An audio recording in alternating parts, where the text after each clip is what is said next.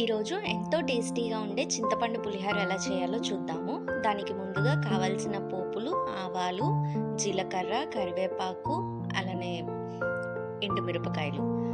చింతపండుని నానబెట్టుకుని దాన్ని ఉడికించుకొని పక్కన పెట్టుకోవాలి. ఆ తర్వాత పల్లీలు వేపుకొని సాల్ట్ వేసుకొని క్యారెట్ గ్రేట్ చేసుకుంటున్నాము. సో దట్ క్యారెట్ యాడ్ చేస్తే మనకి హెల్త్ బెనిఫిట్స్ వస్తాయి అండ్ అలానే గార్నిష్ చేసినట్టు కొంచెం కలర్ కూడా యాడ్ అవుతుంది.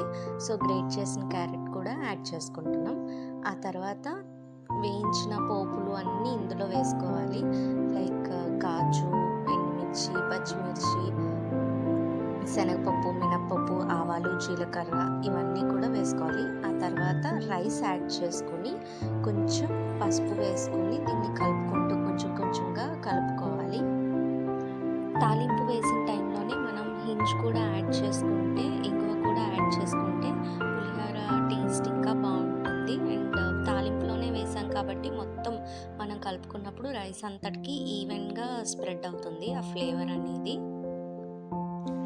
ఆవాల పొడి కూడా వేసుకుంటే ఇంకా డిఫరెంట్ ఫ్లేవర్ వస్తుంది మన పులిహోరకి.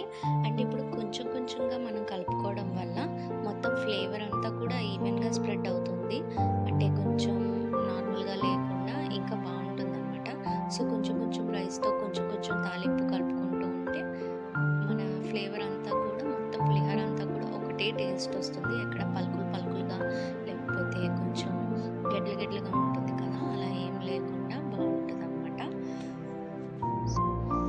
ఇలా రైస్ వేడిగా ఉన్నప్పుడే మనం కొంచెం కొత్తిమీర అండ్ అలానే కరివేపాకు కూడా వేసుకుంటే ఆ వేడికి అవి మగ్గుతాయి అండ్ అలానే మనకి డిఫరెంట్ ఫ్లేవర్ అనేది వస్తుంది. సో దట్ మన పులిహోర ఇంకా టేస్టీగా ఉంటుంది. అంతే, ఎంతో టేస్టీగా ఫ్లేవర్ఫుల్గా ఉండే చింతపండు పులిహోర రెడీ. That's it.